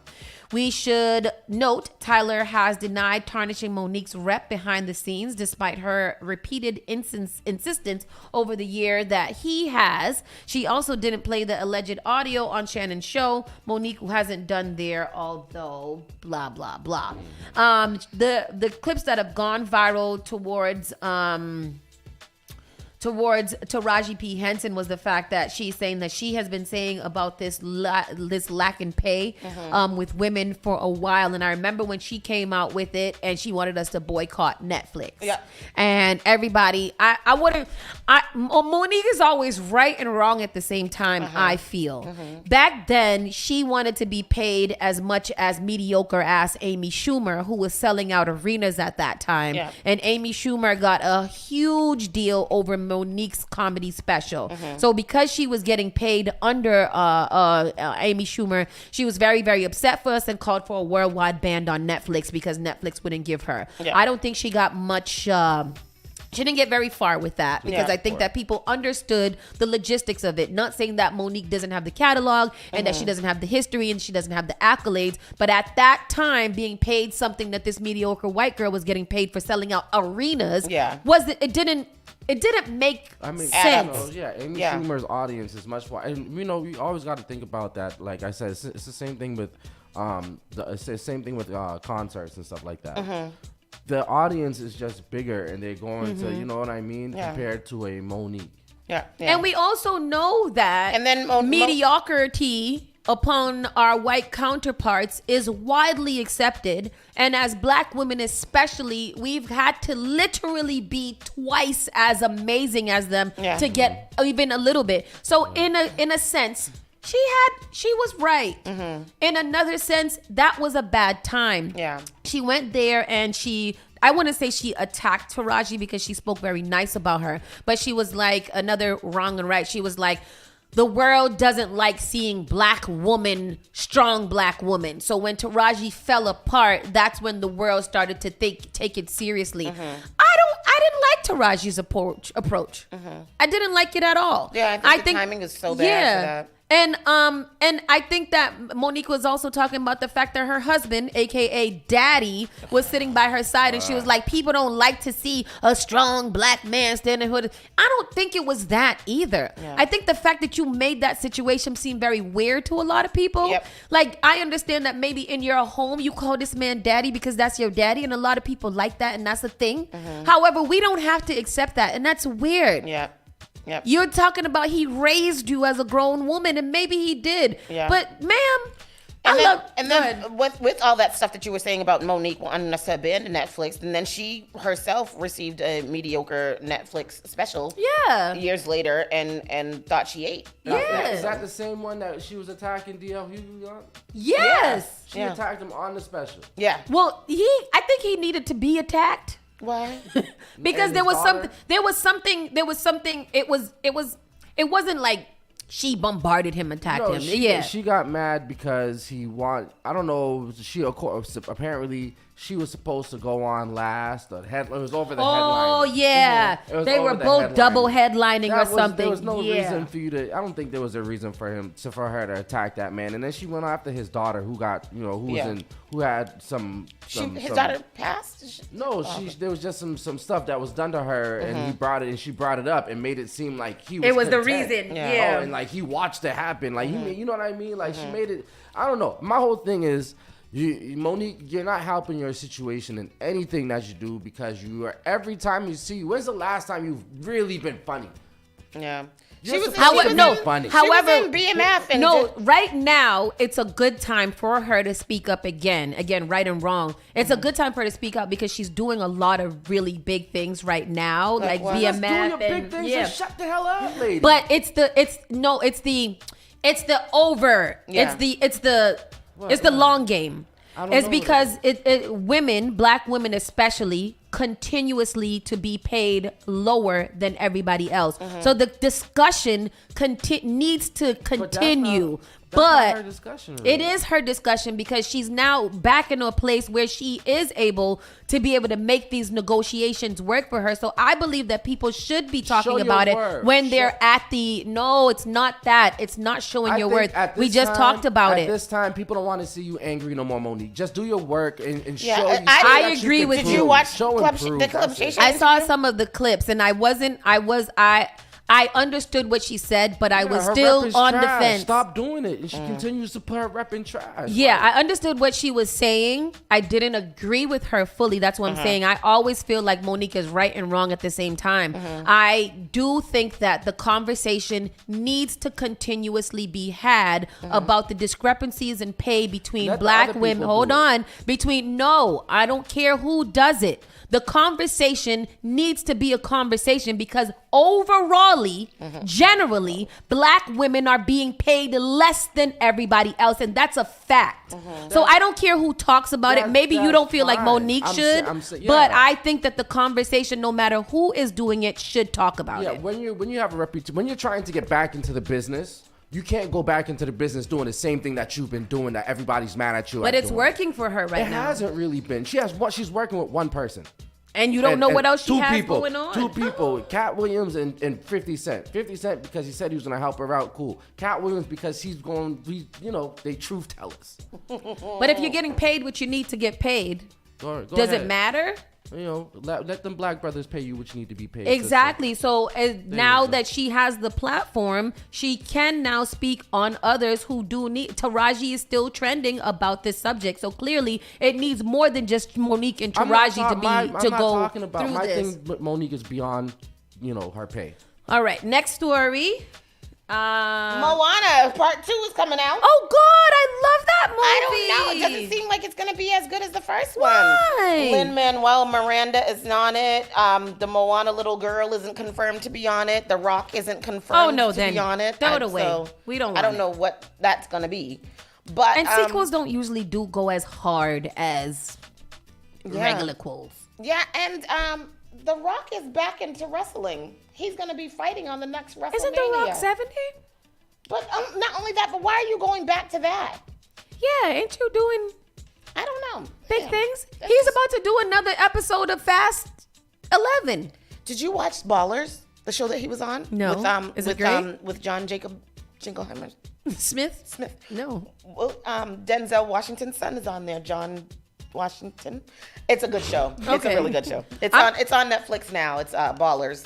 And again, he's about to do a next installment of Fast 10 because I thought that after Fast 10's foolishness that it would end there. I'm the franchise. So over. Did you watch the last one? No, I didn't watch any of them. Oh my God. I'm not interested. If they're good, what I need the Fast franchise to do is to call it science fiction. Call it a sci-fi. We have to start going into the era of sci-fi when it comes to Fast franchise because now it's not even a tiny little bit realistic. There is not nothing realistic. When they was Tokyo drifting, I was like, yo, this is lit because I had just come from a Tokyo drift. Y'all still watch those? I watch every single one. And Tristan, it gets more and more ridiculous every single time. Yeah. This time they was following a live gigantic bomb through the cities of Seoul. What? It was insane. There was planes flying out of helicopters and landing on the ground and in dump truck. It was a wild ride. This is why. It was a wild ride. This is why I haven't watched any of it. Yeah, so I don't care about this one right here. Because I don't know that girl. Hayworth Hines Smith cited after man suffers partial amputation. Oh, what's that? I don't know. Moana seek Super Bowl. Usher says he's been a challenge to squeeze 30 years of his career into 13 minutes of Super Bowl. I tried to listen to the Road to Super Bowl for Usher, and I was dancing way too much in the car, so I had to turn it off. I want to know how Usher's gonna fit all of those songs in there, because every time I hear an Usher song, I'm like, he's got to do this one. He's got to do this one. I wonder how yeah, like he's got even his very first song. You gotta do. They call me. I'm gonna make a bet over what songs he's gonna perform. Tell me we what should you make think. a bet What do over you think? what What do you songs. think he's gonna do? What songs y'all think he gonna do? He's got to do. Yeah. He's definitely gonna do the one with Lil Jon. Confessions. These are my confessions. Yeah. Confessions. They call me U.S.H.E. Is that the same one? And you will always be my boo. No. Yes. At the Super Bowl? Yes. And what's the one where he oh was my, dancing? oh my yes. God. Oh my God. And the one, God, you remind me of a girl. He's gonna do Hey Daddy, you just got us falling. I don't mind. Love. Hey Daddy. Love in this club. He's gonna definitely do that. And it's gonna be a big circle in this club. There's gonna be a roller skating portion. I know that. Superstar. He's got to do He's got to do You Make Me Wanna. Yeah. He got to do the song. You know the one Bad Girl. Oh, Bad Girl. Bad Girl. Yep. That one. That's my theme song right there. I hear that when I walk. The Super Bowl is Sunday? Yes, girl. Where we gonna watch it at? Where the Super Bowl party at? Where did somebody just invite me to the Super Bowl? I don't know, but Tristan's doing a very nice R&B brunch on Sunday. Tell us about that, Tristan. During the Super Bowl? Oh yeah. Wow. I didn't even know. They got TVs at the Cantana so we can sing songs and watch the Super Bowl, because I don't mind it being on TV if I can sing. That's what I'm saying. Not sure. Okay. Where are you guys watching the Super Bowl? Are you guys watching the Super Bowl? He does have to do Good because that just came out and that's a really good song. Are you guys watching the Super Bowl? Let us know where you're watching it in the comment section. Anybody having a party? Do we care? Here? I don't care who wins. I would like to go to a Super Bowl party. I don't care about the game. I would like to commercials and Usher's halftime show. But people still are having them. I'm looking in general. forward to some Buffalo wings. Yeah, I like a fanfare. Buffalo wings, some chicken dip, sausages that you make in the crock pot, little meatballs, meatballs with some nachos. Ooh, some nachos, a potato skin on sliders. And a little taco. I wonder who's having a taco party for a Super Bowl, because that's what I want to go to. A taco party. Yum. Steven says at his spot we could go to the Super Bowl. Everybody, we going to Steven's house for the Super Bowl. Is he inviting us, or he's just telling us that he's having it? If he's telling us, he must be inviting us. You know, Steven don't be trying to hang with the aunties too much. Tired I don't like that. First of all, we don't want to hang with Steven. We want to hang with his mother. And all of his tall friends. Hello. Keeping it going so that we can finish up NBA's Hayward Hingsmith in car crash. Man reportedly has his leg amputated. Oh, damn. That's awful. Beyonce launches her hair care line called Sacred. The journey begins. There was a discussion on there from a marketing perspective that usually Beyonce's ventures do not do well. What, like what was it? The House of Darion? Even Ivy Park. I feel like her stuff literally only sells to the Beehive. but it doesn't have. That was the jeans. There was her mama and the coach in the boots with the fur, and the apple bottom jeans. Yeah, House of Darion definitely was baby fat. Yes, but she had a version of it. Had a little House of Darion with a little thing on. It looked like it just looked like all of them, short bubble jackets with the fur, and the boots with the fur. And rhinestones, and had the whole world looking at her, yeah. Like that. Yeah. And then Ivy Park, it seemed like if I didn't get a free box, that I wouldn't. Her stuff always sold out, but it sells out I big sold on out. Adidas. I feel like it sells out to her hive. Not necessarily to a global whatever, because it don't never last. Because we don't see nothing but Ivy Park no more. A couple weeks after you can get Ivy Park right in Marshalls and. But do they even still sell it anymore? No. Remember, she was coming out with them big boxes and sending it to all the celebrities, right before the pandemic, I think it was, and that has completely stopped. And now she's coming out with a hair care line, and the conversation was, would you buy Beyonce's hair care line? No. She do got her own hair. She got a lot of it. When do we ever see it? Exactly. So that was it. It's not like Beyonce is known for her tresses. For blonde wigs. Yeah, for blonde wigs. Yeah. So I mean, I don't. She should do a wig line. I think people would sacrifice their children to get a Beyonce wig. Maybe would as well. I might. Yes, because that would be a spectacular wig. I just don't think that natural hair care would be. I mean, she's got to upkeep her hair underneath it. So that's why people are saying, but I would like the argument was that why wouldn't I just go to a hair care line that was always here to help me? Yeah. Why would I switch now to Beyonce's? Which is very interesting. So if you guys are going to purchase it, go on ahead and purchase it. And let me know how it works for you. Yes, sir. With that said, Bobby Steels is up next in his Per Diem show. I love the on Per Fridays. Diem show. Brand new. This is his first time here on the Fridays. Second time. Oh, I was sick last week. Yes, he's here. So we got more music coming up. What is that? I thought you had a little drop for him. We gonna get those too. Oh, we've been trying to get those for a while. It's coming. Give me some chance. I ain't got no money. Ah! Let me go sulk and cry. I'll talk to you guys on Monday. Rockstone Triz, Miss Tony Be Knowing, Miss Hot Sizzling Sauce, Bobby Steele show is up next. Keep it locked right here, Spark FM Online. Yeah. What is this, Doctor? This is well, Spark of New England, Spark FM. Bringing the heat back to the airwaves. Turn us up. All right, let's take a look. Boston, get ready. Spark FM.